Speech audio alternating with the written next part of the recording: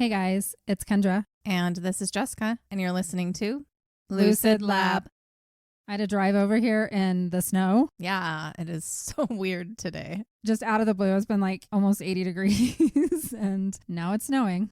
I was just joking. I was like, every time I put my boots back up in, because I have, like an area where I leave my boots by the door, I put them back in my closet because I'm like, I think I'm done. Nope. Had to put them back on. Well, then it was only supposed to snow until 10. So I sent my daughter to school without snowshoes because it wasn't sticking when I had left. Yeah. And by the time we got there, they were such big flakes. It was collecting and it's been snowing all day.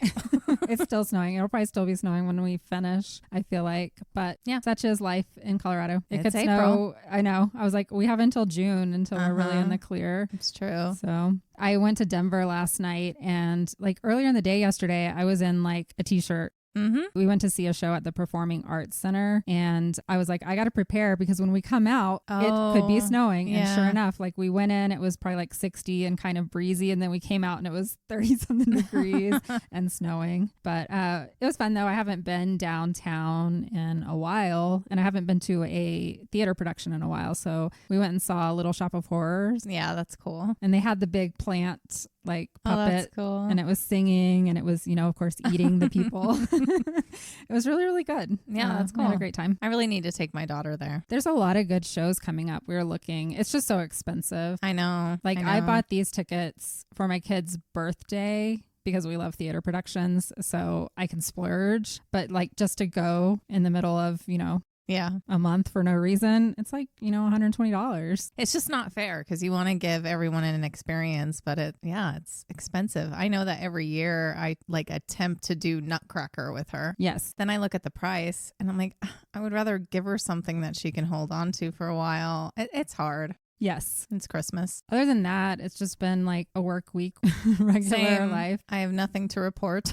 Yeah. I have gotten into, I don't know how I ended up on TikTok. I got pulled into the K-pop side of TikTok. Have you ever? I have been. It's really funny. I think because I was watching a lot of the Coachella performances and the girls from Blackpink performed at Coachella. A couple of them did. And I watched their performances because their dancing's really good. Mm-hmm. And now I'm getting like all these boy bands. I know. They're too pretty for me. They're so pretty. They're so pretty. And I'm just like, stop. You're making me feel really insecure. And I actually really like their music. So now I've been downloading some K-pop onto my phone and I feel like a teenager. I'm in my 40s and just now discovering K-pop. So yeah. Yep. Like I said, I have nothing to report, so I guess I'm ready when you are. Yeah, what are you talking about this week? Today, I'm talking about something that when you think about it, it's pretty dang scary. Okay. You never really know who you are sharing a bed with. Oh. A life with. And that is a scary thought. It really is. That's the person you're supposed to know the best. Isn't it?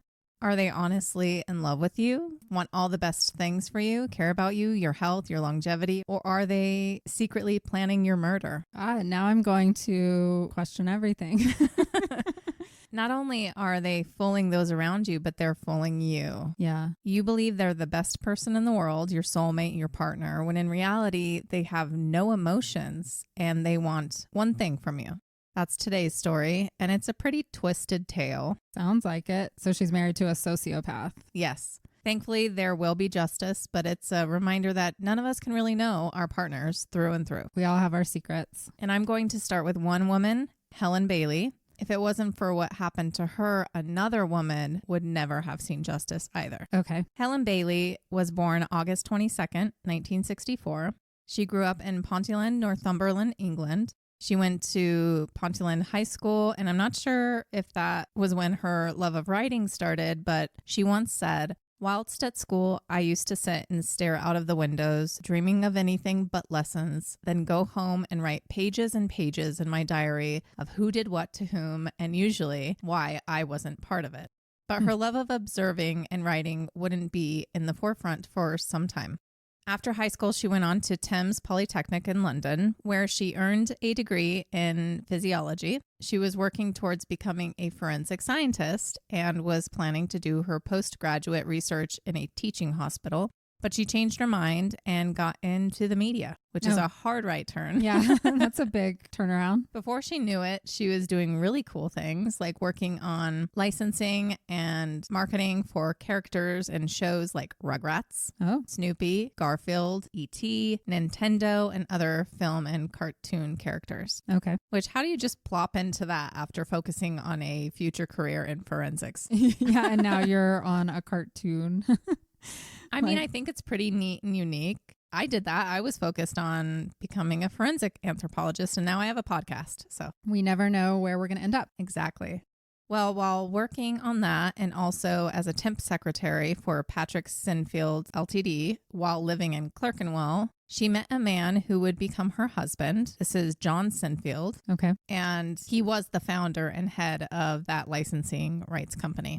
She moved to Highgate around the same time, which is more of a suburban area of London, and they married 7 years later in 1996. Is he the one that has weird things in his head? No. Okay. Her marriage to John was lovely. Good. They were soulmates, and they just loved doing life together. They didn't have children. They traveled often. Her comfortability with him gave her the support that she needed when she decided to give writing a legit go. Okay. She ended up becoming a best-selling author of young adult fiction. Oh, damn. She wrote The Crazy World of Electra Brown series. It's all about teenage angst.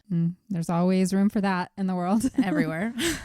The first book was published in 2008, and the fifth and final book of that series was published in 2010. So she wrote them pretty quickly. Mm-hmm. But that was not all that she authored. She also wrote books for younger children, including the Willow of the Wood Sprite series, which sounds so cute, and the Topaz series. And she co-authored the Felicity Wishes series. In all, she had published 22 books that included short stories, picture books, and young adult fiction. She was busy. She was.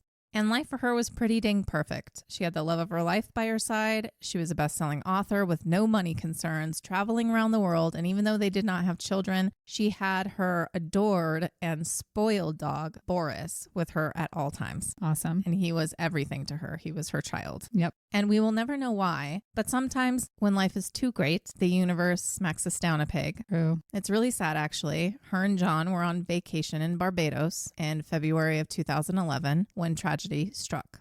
At this point, they had been together for 22 happy years, married for the last 15. John was out swimming in the sea, and he got caught up in a rip current, and he drowned. Oh my God. In one moment, she's enjoying her vacation, and in the next moment, she lost everything that she knew. I can't imagine. And she watched this happen from the beach. And there's nothing you can do to help. She told him to be careful swimming out there. She didn't want him to go.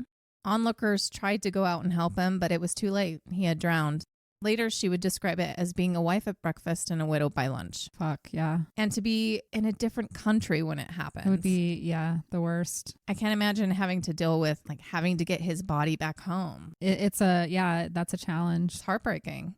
They were genuinely happy and just living it up. And now her partner was gone. And understandably, she was lost for a while after he died. Yeah. Soon, though, she would turn her grief and despair into something productive. Mm-hmm. She wasn't sure if she could write again, like a novel, but she knew she couldn't sit in her pain forever. So she started small and began a blog called Planet Grief, where she would talk about her life now as a widow and her journey through that grief. And it attracted a lot of attention. It had a worldwide following because she was quite funny and witty with it. Uh-huh. And there's a lot of people looking for that community when exactly just trying to make sense of loss, especially suddenly like that. And she was a writer, so that really helped. Mm-hmm. Cathartic. And she was brutally honest about what she was experiencing, which connected with a lot of people.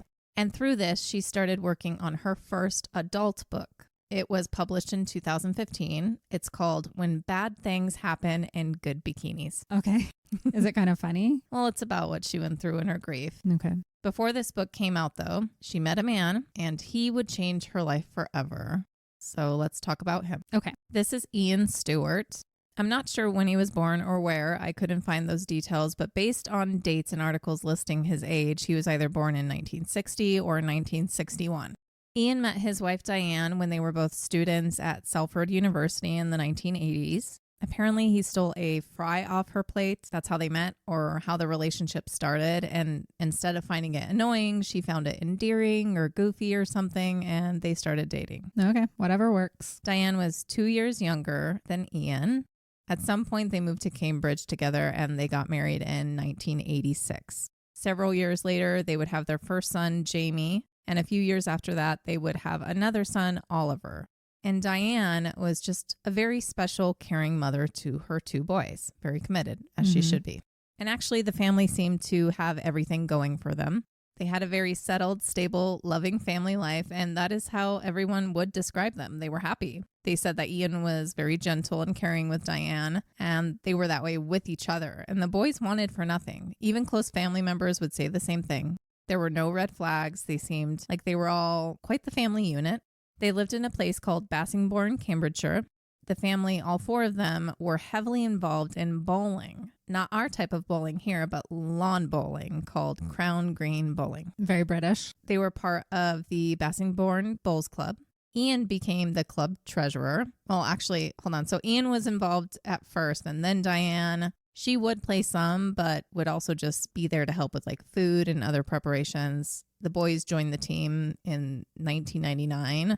But it became this kind of serious family affair because Ian was very competitive and expected his family to do well. So they had to win. Okay, no pressure. That would be like the only negative sign that came from Ian. Okay. During that time, how controlling he was about this game and how seriously he took it. Like, we have to win or my life is over. Just very, I don't know, a lot of men are like that. They are, especially when it comes to sports of any kind. But tragedy would hit this family hard on June 25th, 2010. The boys were not home. It was during the day. Oliver was at school and Jamie was gone taking a driving test. Ian was gone at the grocery store, but then came back. And when he did, he found 47-year-old Diane had collapsed in the family garden. Oh, no. Apparently, she was foaming at the mouth and she wasn't breathing. He calls emergency services and tells them that he thinks that she has had an epileptic fit. Did she have epilepsy? She did have epilepsy, okay. But a very mild case, so much so that she hadn't had an event in 18 years. Wow. She took medication. It was very well controlled. Sounds like it. Anyway, Ian is instructed to give her CPR until the ambulance arrives. When they got there, they took over and continued CPR for another 20 minutes on top of everything else. They tried to inject her to bring her back. They couldn't. She was dead. Oh. There was a non-forensic postmortem examination, so not an invasive autopsy. With this type of examination, they use CT or MRI scanning to look at the body internally. Okay. They do not open her. There wasn't anything concerning, so her death was ruled as sudden, unexplained death from epilepsy. So natural causes. Right. Even though she really didn't have signs of that either. She didn't bite her tongue. She didn't have any bruising, cuts, or contusions from falling and hitting the garden patio, which is where she landed. She landed on concrete. Mm-hmm. But there was no other explanation. It was just one of those tragedies that happens sometimes. There was a funeral afterwards, and some noticed that Ian was unusually calm or numb. That is a stage of grief, but I think it is because he didn't feel anything at all. We're going to come to this. Because he doesn't have feelings, we're going to find out? Yeah. Okay. And I think you are going to agree with that later on. His sons argued otherwise at some point. They said that he was in pieces over her death. And they're with him. You know, he was crying, but he was crying when he was in front of people. And what I get from this guy is he can put on a show, but at some point he's already over it. So he's like, fuck it. I don't want to do it anymore. Yeah. Isn't that called like masking? Definitely masking. But then he's annoyed by it. Like, I already gave you a show. I'm good. Okay. I'm done. And after the funeral, Diane was cremated. So there's no way to ever follow up. We'll come back to that. Now, without their mother, the boys were devastated. They're teenagers. It must have been so difficult for them to deal with their mother being gone. Right. And life wouldn't necessarily get easier because Ian immediately stops all the normal things that they were doing. They stopped going to the bowling club, and within weeks, he moves the boys. Oh. I don't have details on what they felt like it was for them at that point because they were kids. Yeah. And I don't know where to throw this in, but around this time, Ian decides to buy himself a sports car. That's unusual. It's just something to chew on. Right. And after a little bit of time, Ian resorts to the internet to help him with his, quote, grief. and joins an online grief group, which I'm glad there are places like that exist to be able to communicate with others who know how you're feeling. And I'm not sure of his intentions, but that's where he meets Helen. Okay. And they connect. They both lost their partners very suddenly. Mm-hmm. They shared their grief and quickly it became more. Helen was a really funny person and he made her laugh. She spent the last 22 years with one man. Her red flag radar was nowhere to be found. Yeah, she didn't know. She didn't know. She felt that they genuinely connected and once again saw hope in the future. They had such a profound connection that anything he told her would have probably been fine with her. Okay. Technically, they started their relationship in October of 2011, which is kind of quick. I mean, her husband died in February, but she wasn't looking for someone else at all. Yeah, and sometimes things just feel natural. He pursued her, obviously. Right. And so it was just like little things falling into place. And they just talked for a while. He ended up like finding out where she lived and like went to her. So it was like more of a friendship that built into more. And then, yeah, I mean, you experienced the same thing. No one else is going to get you. I get it. Mm-hmm. And for both of them, it's kind of like this realization, wow, life is so fleeting. Yes. They didn't want to wait. And like, this is their second chance. Why would they not go full steam ahead? Exactly. Mm-hmm.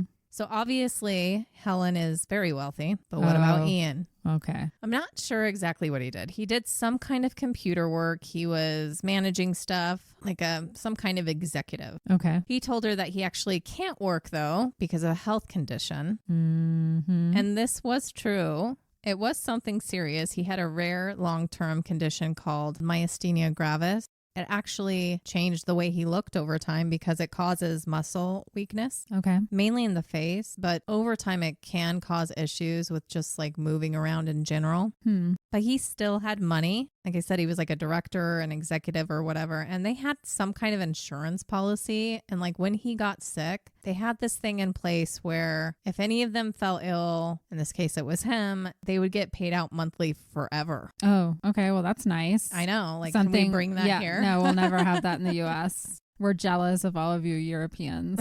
And he had some other money as well. So he was still pulling his weight, so to speak. Mm-hmm. So they decide to move in together. They bought a home in Royston, Hertfordshire, in a gated community called Heathfield. It's a good little bit of land with a tennis court and a swimming pool. Sounds nice. Ian's sons also moved in with them along with Helen's child, her sweet little miniature dachshund. Oh, I love dachshunds. Things seem to be going well. Helen is doing amazing work with her blog and she's writing her book now. Some people don't quite understand their relationship. Helen's very outgoing and able to talk to anyone, and Ian, not so much. Opposites attract. He's quiet and standoffish. If someone visits the home, he'll come up with an excuse and make himself sparse. And this is especially noticed by Helen's neighbor, Mavis Drake, who will come back into the story in a little bit. Mavis was a very close friend of hers, but Helen ensures others that he makes her happy, and that's what matters. Yep. Of course, everyone is happy to see her smiling face again. They didn't know if she would recover, and they want her to have the second go at life.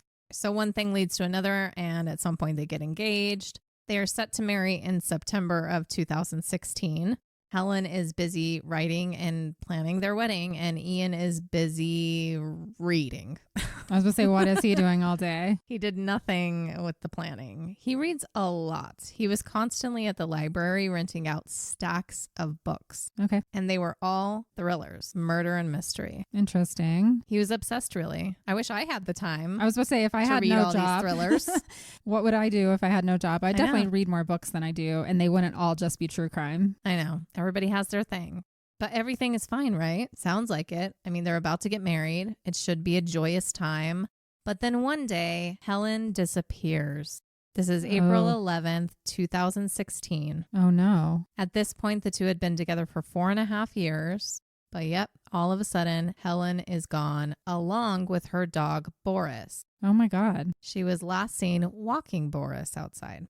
But for some reason, Ian doesn't report her missing for another 3 days on the 14th. Okay. When he calls the police, he tells the operator that she's been missing for several days, but that she told him that she needed space and was going to her cottage in Broadstairs. Okay. Apparently, she left a note saying this, including a comment about not contacting her. But out of concern, he had his brother check the cottage after not hearing from her, and his brother did and reported back that it doesn't seem like anyone had been there, and that's why he's calling the authorities now. Okay, that's a story. In another version, it's Helen's brother, John, not Ian's brother. I'm not positive if Ian actually had siblings. I just couldn't find the details. But the operator was understandably a bit concerned when he couldn't answer basic questions about Helen, No. like her birthday or her eye color. Oh my God.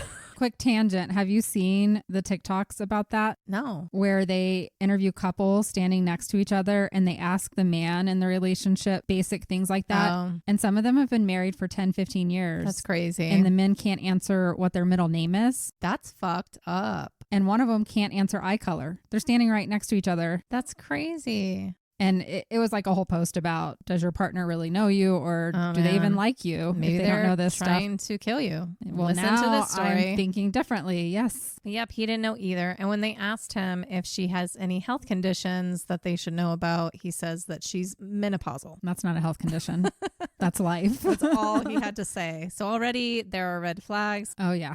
But he wasn't their initial suspect. A suspect, yes, but not like their main lead right off the bat. Sure, they may have been having some issues enough for Helen to need a weekend break from him, but they were about to get married. True. And she is like in a higher visibility career. Exactly. And people know she has money. And Helen was a famous writer. And there's a good chance that someone took her. Yes. An obsessed fan. Something for ransom. Right. So they start following any lead they can, but Helen literally just disappeared off the face of the earth. Okay. There was no record of her anywhere. No card usage, no phone. No one has seen her. And if you're just going to skip away from your fiancé for a weekend, there would be record of her. Definitely. Meanwhile, Ian is doing all the things that a concerned partner should do. He's putting flyers out, participating in these like awareness dog walks. He's emailing her, calling her, texting her. But it didn't convince the police. Okay. They found him and his behavior to be strange, especially when he started avoiding them.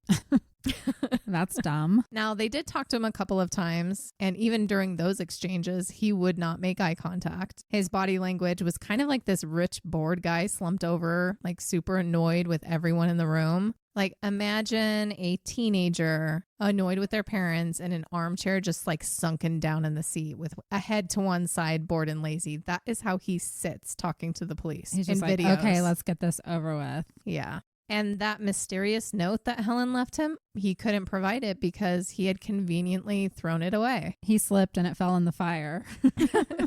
And when they asked to check his phone, oops, it's missing. Oh, okay. Yeah. He said he didn't know where it was and that he had to get a new one. Probably with his missing wife or fiance. They wanted to do a detailed interview with him to see if maybe there's something he knows that he might not find significant, but would possibly lead them to her. But he was now not interested at all. He delays it, claiming he's not feeling well until he flat out refuses to cooperate. Okay. Even at one point actually saying, quote, "I can't be bothered," which is not a good look. No, Your fiance is missing. He's not doing the masking part very That's what well. I'm saying. It's like he's trying, but he literally only has the patience for it up to a certain point. And he's like, you're supposed to let me move on with my life now. Yeah. Leave me alone. Sorry, it doesn't work that way. Maybe with the first wife, but not this one. They did end up searching the home and property for anything that could give them a clue as to where she might have gone, but they couldn't find anything. And this was after they had to get a search warrant because Ian initially refused. Again, not a good look. No. They felt like Ian's behavior was suspicious. He was anxious. He followed them around everywhere and asked what they were doing,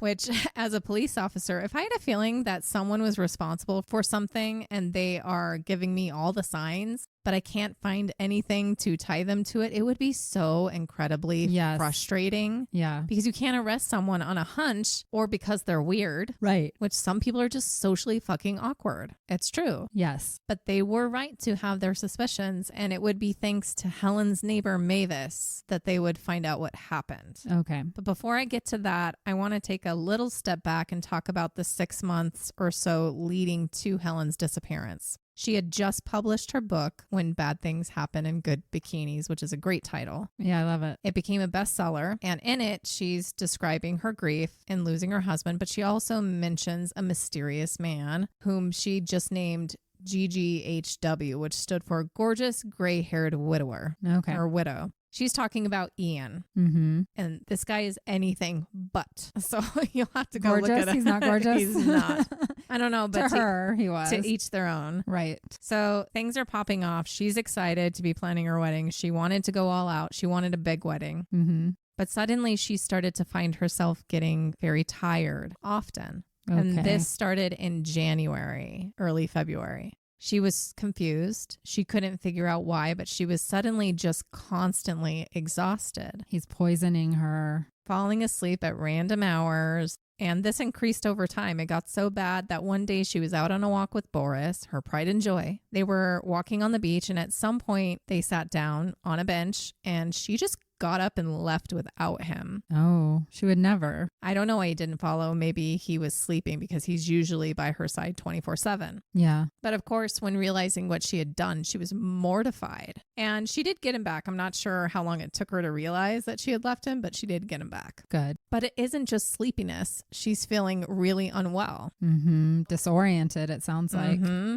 Over time, she started to worry about, what the hell is wrong with me? She was getting dizzy. She was losing time. She was falling asleep everywhere she sat down. Wow. She messaged and called her mom at one point saying that she was having difficulty seeing her hands. Oh. She started messaging friends about her concern because she's a writer, and if she can't write, then there's an issue. Right. So Helen is going through that up until the point she went missing. Okay. But back to the police looking into Ian, because now he is the main suspect. Even though they couldn't find anything in the home, with their initial searches, they started building their case, and more was coming to light. When looking into the couple's bank accounts, they noticed something odd that started the day that Helen went missing. Oh, okay. He's really bad at hiding things. I know.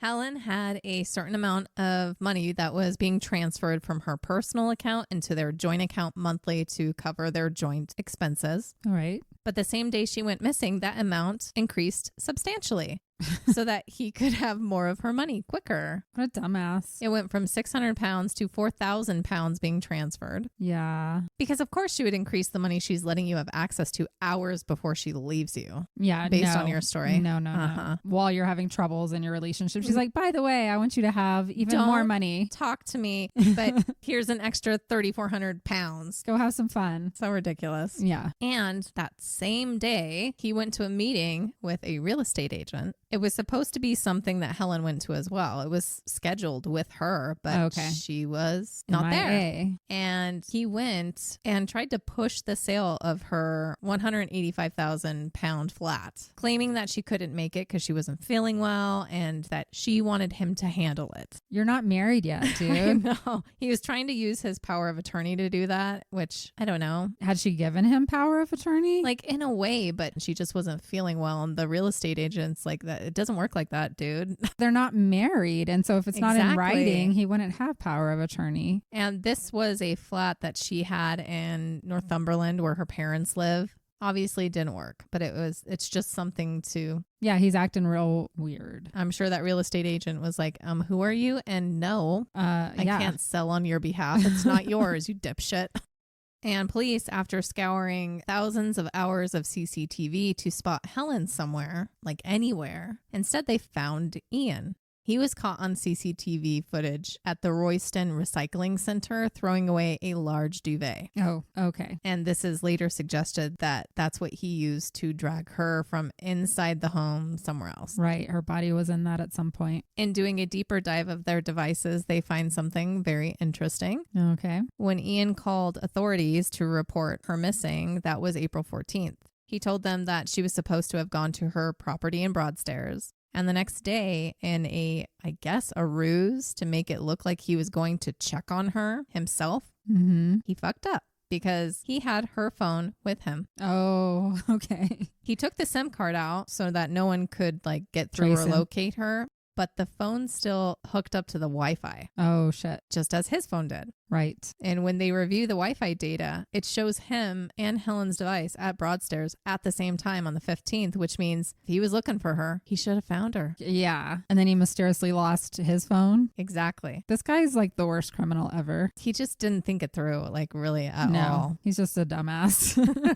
And at the same time, as if they haven't made it known to Ian that they're super suspicious of him, like their suspicions of him are really extra high, Yeah. he decides that that is the best time to take a trip. Like a joyride trip, like Yeah. a fun trip. Ian took a 2-week luxury trip vacation to Majorca, which is an island in Spain, just for some normal fun while your fiance is, quote, missing. Oh my God. He's just trying to live it up before he goes to prison. Maybe. It was a trip that they were supposed to both go on. It's probably going to be their honeymoon or something. And he said, why not? I should go. I deserve this. You don't even know where she is, supposedly, right?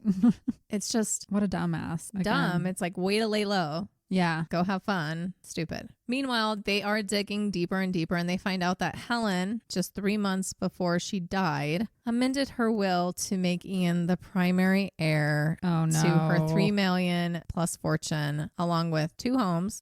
In the event of her death, he would get not only that, but also her pension, investment portfolio, and the hefty £1.3 million life insurance policy she had in her name. Damn. When it came to the will, people were concerned because she did it when they weren't even married. And she was probably like drugged up on whatever he's feeding her at the time. She wasn't in her right mind.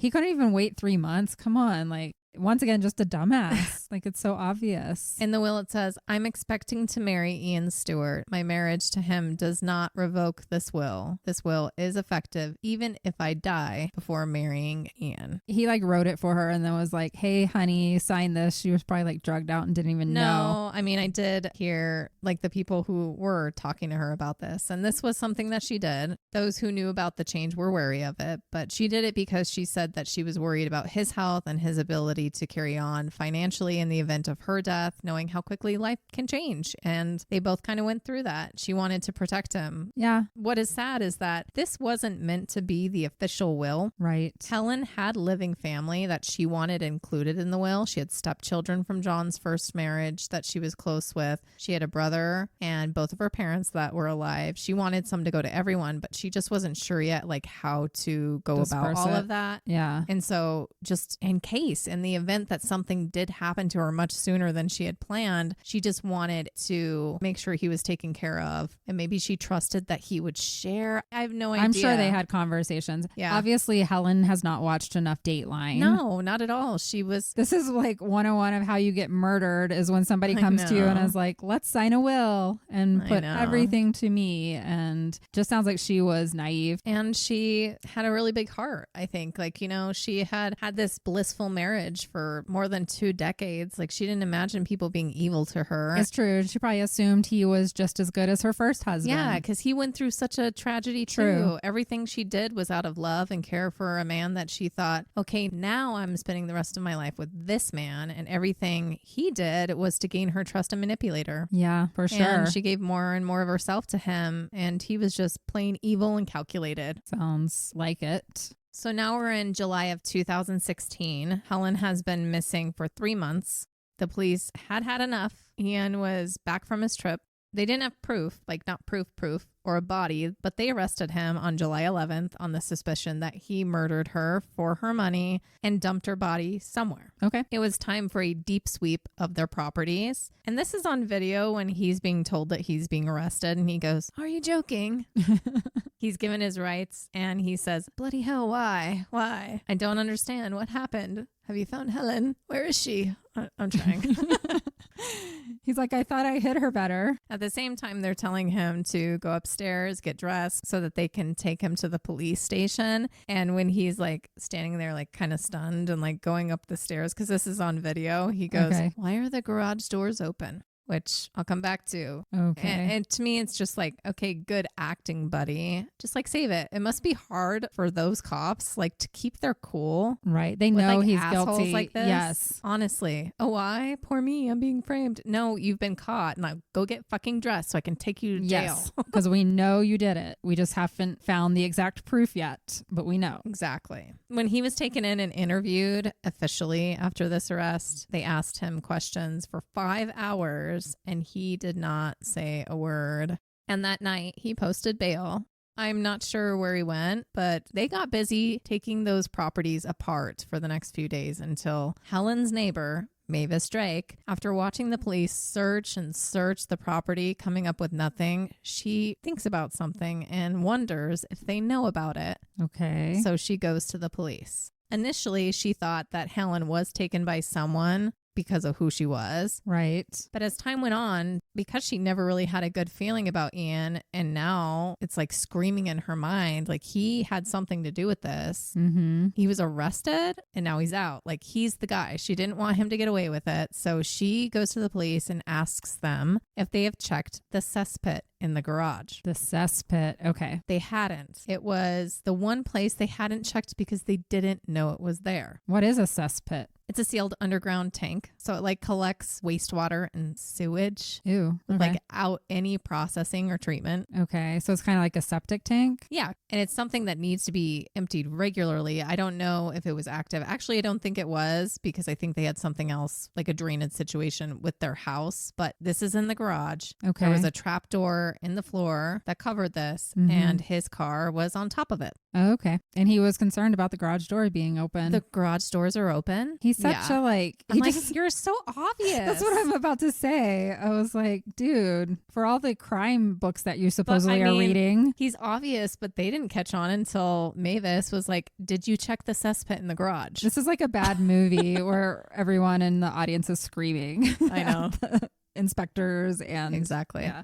So on July 15th, 2016, they pull the car out of the garage to find a large piece of plywood painted the same color as the garage floor over this trap door. They open the trap door and obviously it's rank. Ugh. It's a cesspit. They look inside this 15-foot deep tank and see that there's this thick layer of, well, like biohazard at the bottom. And no one wants to climb down in there just yet. So an officer gets something to try and break the crust. I'm sorry, of this old collection of stuff because there is now a hard crust that is formed over top of it. And it was really hard writing this part without like throwing up. Yeah, I'm trying not to visualize. I know, but it's a serious time. So yes. But they break through the crust and start moving this long stick or garden hoe around and they feel something. Oh no. And after breaking up the crust more, Helen's body floats to the surface. Oh my God. And also the tiny body of Boris. Oh my goodness. Her little Poor innocent dog. Why do I always get more sad about the animals? Because they are innocent. I think that's what it is. Helen's innocent as well, but that's a full human being who's lived a lot of time. A dog, it's like a baby, you know? Or children. Yeah, same thing. Yeah. It's just heartbreaking. It's horrific.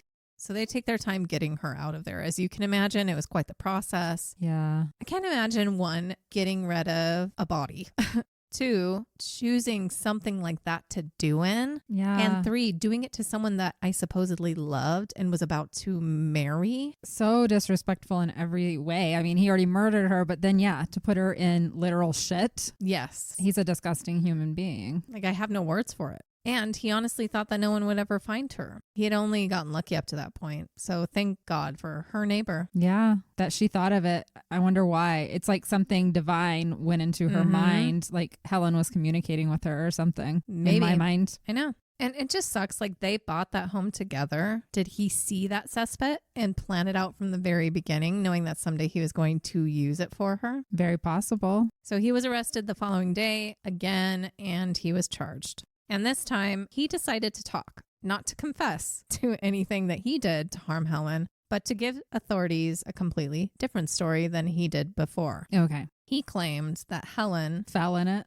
no, Like what? was abducted by two guys who he just named Nick and Joe. Mm-hmm. He said that he had been too scared to tell the police. He said that they had shown up to the home a month before Helen was taken and like they were threatened Okay. or something. And when they came back, he was thrown to the ground and threatened to not tell a soul while they dragged Helen away. Then he said that the day that he had reported her missing to authorities was the day that he actually talked to her. Nick showed back up and put him on the phone with her, and she said something like, "I love you, I'm sorry about everything." And he claimed that they were demanding a ransom of £500,000. And just none of this makes sense. Not at all. Helen was the one with that kind of money, not him. Yeah. But I'm assuming he used that to try and explain why he was trying to sell her flat the same day. Yeah. Okay. Whatever, dude. And of course, they think he's full of horseshit, but they entertain him a little bit and like let him Keep talking. describe these men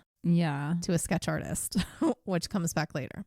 The story is dead with them, though. And finally, they have what they need from Helen's autopsy to take this all the way. Okay. She didn't have any broken bones, contusions, heavy bruising, or anything like that, but testing showed an elevated amount of a certain prescribed medication. Okay. It was Zopiclone, an anti-insomnia medication. Okay. It wasn't prescribed to Helen. It was Ian's. Hmm. Now, remember, Helen was suddenly tired all the time, and it just got worse and worse until she couldn't see her hands, and she left Boris behind.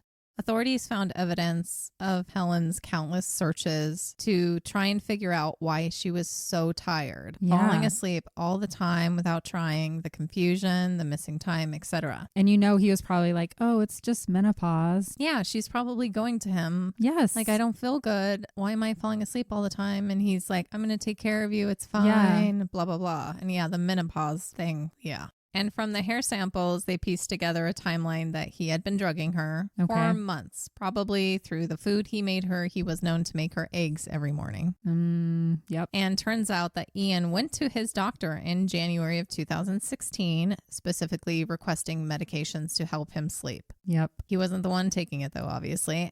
It was suggested that he decided to get rid of her when he did because he felt like she was about to seek actual medical help for what she was experiencing, and he didn't want it to be caught in her blood work. Okay. That makes sense. So they said that she either died by suffocation or strangulation. It's believed that he suffocated her with a pillow when she had zero energy to fight back. And then he dragged her out of the house in the same duvet that she was probably sleeping on. This was the proposed chain of events because a pillowcase was found in the cesspit. Oh, yeah. But there were also plastic bags down there. So that's another way that you can suffocate someone. And it's a quiet way to kill someone. During the trial later, it was discussed that because of the state of her body, having been in that collection of everything horrible for 3 months, it wasn't possible to give a definitive cause of death. So although smothering was the kindest thing that they could think of that wouldn't have shown other injuries to her body, she could have been placed in a chokehold until she lost consciousness, but may have still been alive when she was put in the cesspit. I hope not. I know. I hope not. Either way, Ian used the medication to gain complete control of her before killing her. Yeah. Well, hopefully she was just like passed out and didn't feel much. That's my only hope. What about the dog, though? Like, I don't want to think about him. I know. I don't even want to bring it up. They did do an autopsy on Boris. Oh. He, too, had no clear manner of death. They did not find anything. So it's been suggested that he simply was thrown in there alive. That makes me sad. Because they did find a dog toy in there. So maybe he like tossed the dog toy in there and the dog jumped in. I don't know. It's just horrible. That takes a really callous person. No heart. Like No. nothing in you. Your empty vessel. Exactly. Friends of Ian's would later recall that he did not like that dog. He was tired of how she fussed over him. And even on Christmas cards, she would list Boris's name before Ian's name. Well, he was her first love. I know. It's her child. And if you can't handle that, don't be with that person. Exactly. Like, you are a piece of shit to pretend like you like that dog. And then, no. So he was happy to get rid of him, this poor sweet puppy. And obviously she wouldn't have gone anywhere without him, so he wouldn't have been able to use the story he did unless he was gone too. Yeah. Obviously, there is enough evidence to go after him now. Yes. Of course, he pleaded not guilty.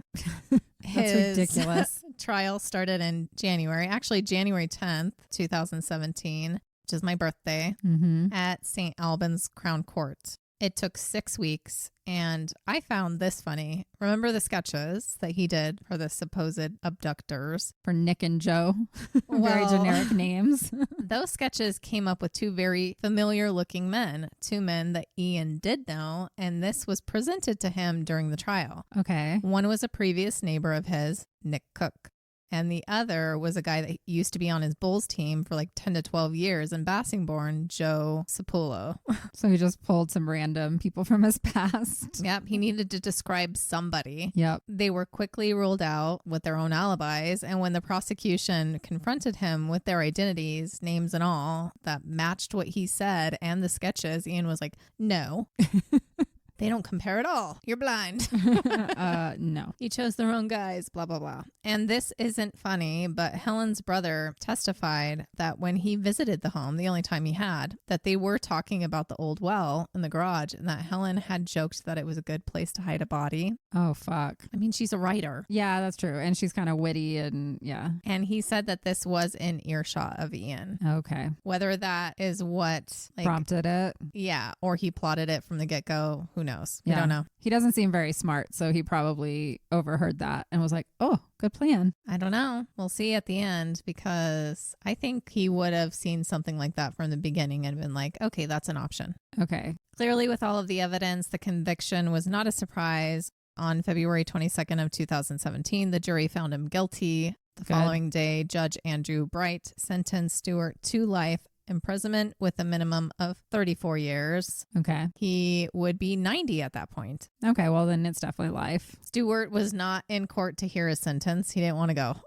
so he didn't. Okay. Whatever, dude. You're still going to jail. And that should be the end of the story, but it is not. Uh-oh. And thankfully so, because finding out what Ian did to Helen and him now being in prison for that, police decided to look into his first wife's death. Okay. Diane's death was already suspicious in that it was very rare. Yes. What happened to her. Only 1 in 100,000 people can die this way who have the condition. Mm-hmm. And she hadn't had any epileptic fits in 18 years. Yeah. Like her family did not know her essentially to have epilepsy. They knew she took medication for it, but they had never witnessed any of it. Okay. And now that they know he is capable of murdering to get what he wants, her death deserved a second look. I'm glad they did that. Diane's sister was a big reason for this. She was always concerned about what happened to her sister. And like when this happened, she tried talking to Ian multiple times. She tried to go to Bassingbourn. He didn't want her there. And otherwise, he just wouldn't talk to her. And that made her feel very off about everything. Mm-hmm.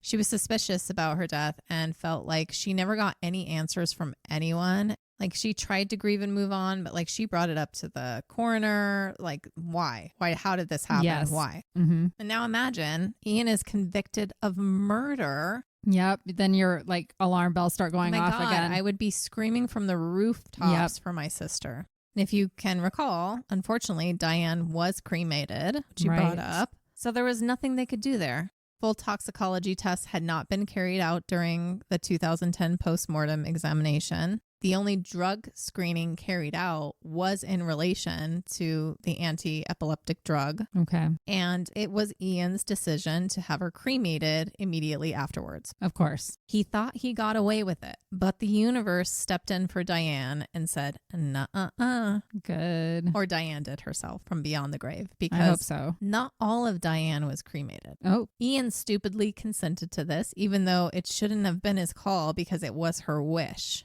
Her brain and heart were donated to science. Oh, okay. And her brain had not been used yet, which is a weird thing to say. Just happened to be there. It was still being stored at the Cambridge Brain Bank at Addenbrooke's Hospital in Cambridge. Okay. Of course, they had their justified suspicions that Ian had something to do with her death too, but they also wanted to give her family actual closure, even if the tests came back showing that she did die of epilepsy. What they would find was changes in her brain consistent with early ischemia or damage to the cells due to lack of oxygen or blood supply, Okay. i.e. being choked or suffocated.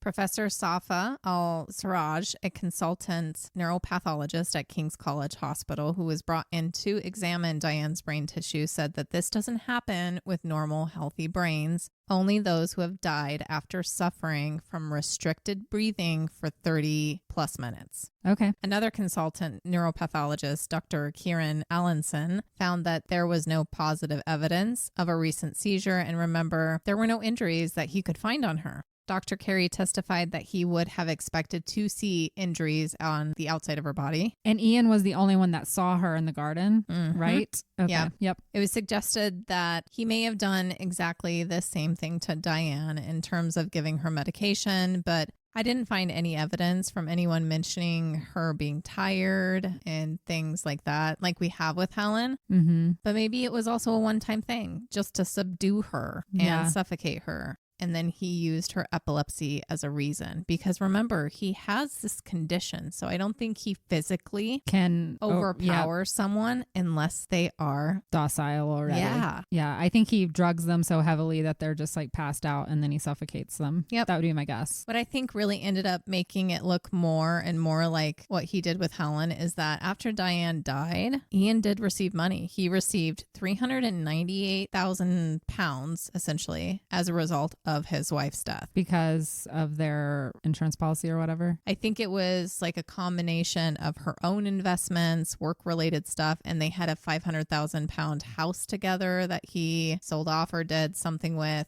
And I know that she did have a £96,000 insurance policy, so just a mixture of everything. And he did buy that sports car. Yep. Which, once again, dumbass. And locals saw him with at least 2 different women at bars within weeks of her death. Ugh. Even though he was ignoring everyone else he knew. Everybody was trying to get a hold of him, and he would not respond to anybody. Gross. Overall, there were just too many similarities to let it go. Both times, the 2 sons were not in the home. Right. Both died ultimately from an assumed suffocation of some kind. So police did arrest him for the murder of his wife. And how did they do this? Because he's already in prison for killing Helen. Well, they took him out of prison and they were transporting him somewhere. Yep. Maybe they told him he was like going to another prison. Who knows? But I do have the audio of when they arrested him, and it's, I don't know, comical. Okay. Your late wife, Diane Stewart, joking.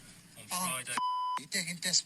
Friday the 25th of June, Well, say anything that may harm your defence if you do not much when question something which you later on in court. You do say may be given evidence. have you got nothing better to do than make We things can up? discuss this at Thornwood Police Station, which is where we're going to.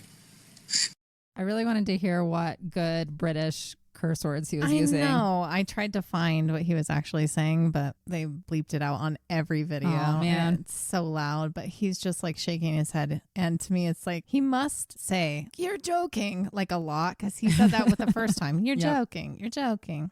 Again, he was interviewed about that day and he said nothing. Mm-hmm. He was charged with her murder. This one took some time. He appeared at St. Albans Crown Court on July 6, 2020, where he was remanded into custody to await a plea hearing, which wasn't until September 21st of 2020. And it wasn't until November of 2021 that he pleaded not guilty. So you had to have another trial. Mm-hmm. What a waste of money. I know it is, but she deserves justice. She does deserve. It's just, I'm saying a waste of money because this guy is just a piece of shit that won't admit he did it. I know. He's going to drag it out. I guess that gets him out of jail for a few days to sit in court. Who knows? Or maybe the only guilt he has in his life is that his sons know what he did. Yeah. And they did really believe him. Oh, yeah, it's their know. dad. Well, more information started to be uncovered about his and Diane's relationship.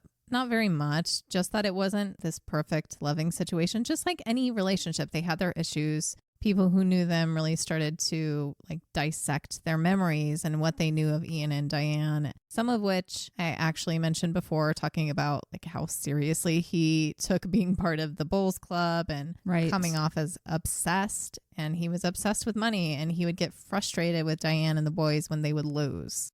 Their older son, Jamie, testified that the week before she died, Ian and her were having very loud arguments about something. Okay. They had fought before, but this one did stand out to him, obviously, because his mother died shortly after. Yes. The prosecution's case here was simply to portray Ian as the guy who was done being a husband. He wanted a different life. He wanted luxury. He wanted money. Mm-hmm. And he found his way out of it, just as he used Helen for the same thing. He wanted the life. He didn't want to be tied down. He just wanted this money. Yep. And he didn't want to do it himself. And he's not any excuse whatsoever, but he's extra pissed at the world because he has this condition Yes, that has and he changed can't. him and he can't do things. He's like the Black Widow bride, only he's the Black Widow groom. Yeah. And he is not a prize. And anyway, I looked at his picture and He is yuck. not a prize. Yucky yuck. But obviously, he can be very charming Yeah. enough to get women. Mm-hmm. Another thing that came out during the trial for this is he didn't keep to the same story about when he discovered Diane and his calling the emergency services.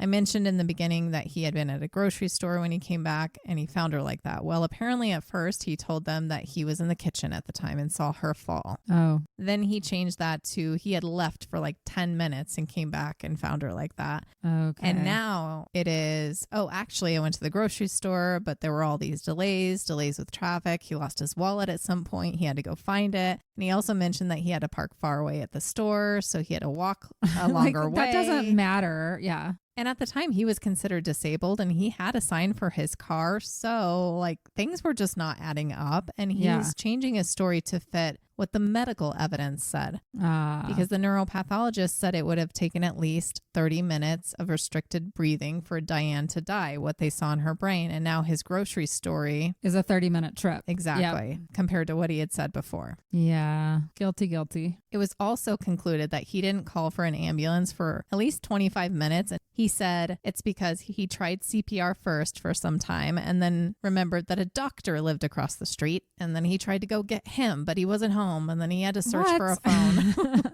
Okay. After her initial examination as well, there were no notes about injuries to her chest from extensive CPR, which she would have had if he had been trying for those 10 plus minutes on top of what the paramedics were trying to do. Yep.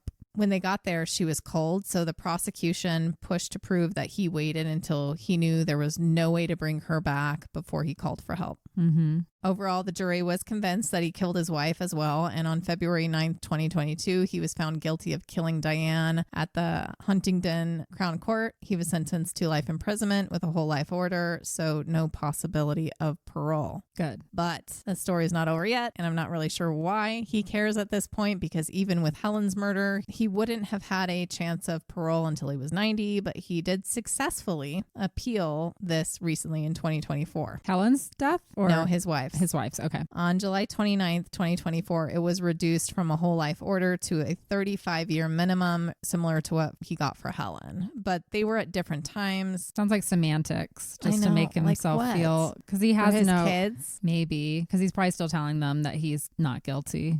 It's just frustrating because 4 judges had to decide this, and they said, well, he's not one of those rare cases that a whole life order should be imposed. And I'm like, so once again, this is a waste of their time and probably money. Yeah, taxpayer and money. Stupid. Yeah. He's But in jail till he dies. Murdered 2 women he was supposed to love and take care of, and greed was all he cared about. He probably doesn't know how to love. Here's the thing that gets me about him is that he went through this whole marriage. His kids were like they've 16 been married a and long 18. time. So did he do anything prior to this, or was like Diane's death his first like taste of getting what he wanted, and he went through with it and he got away with it? So he's like, maybe I can do it again. Or has he done stuff before we just don't know about? This was probably his first time and opportunity, and it took him a while to build up the money. This was probably the time when they actually had the wealth. And he got greedy, probably because he was in like that bowling league and they were hanging out with more upper class. And he's like, I have this condition. I deserve this. Yeah, I think it's just the whole wanting what you don't have. And he saw an opportunity to get money. And him and his wife were obviously having some more struggles than they had in the past. And he didn't want to be married anymore, but wanted money. And of course, there's the question of just divorce her.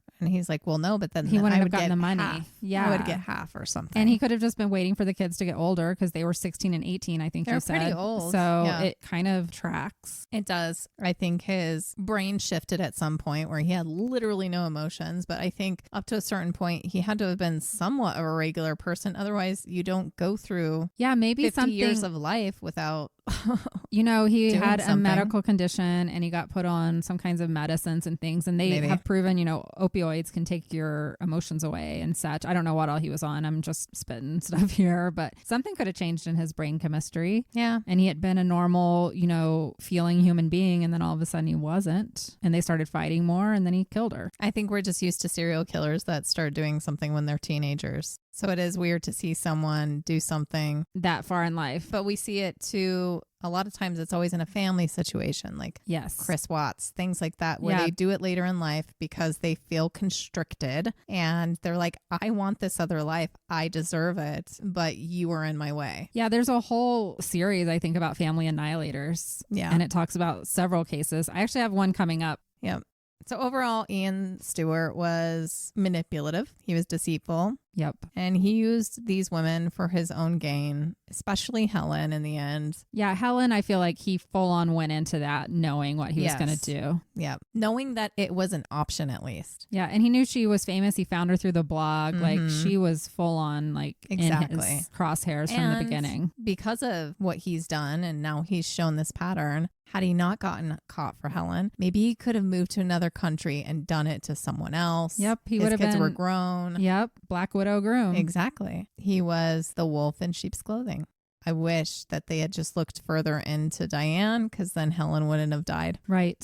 His greed and narcissism ultimately led to his downfall, though. So Yeah, he's where he belongs now. the sad part is you don't hear much about it. The devastation he caused, it extended to his own children. And like they have to live with the knowledge of who their father is now. I know. And they didn't do anything to deserve that. They No. loved their mom. They believed their dad. They thought their mom died of epilepsy. They saw him cry. They lived with him Right. all this time. And now not once, but twice, like he's being convicted of what he's done. Like I That'd know be that they hard. got some kind of money because there was money coming to him for stuff from both women, right? Right. And even while he's in jail, he's the benefactor or whatever. And so he's supposed to get the money. And there was some kind of court ruling where that money actually went to his boys. Well, that's good. And I Yeah. think that's probably what Helen would have wanted. And hopefully some of her money also went back to her family that she wanted to take care of. I wish I knew all the details. Yeah. I don't. But I'm guessing his boys are probably good people. I don't know. Oh, yeah, I'm just I don't- assuming that if they had gotten all that money, they probably I would have given think- it back to her family. They are because their father was not outwardly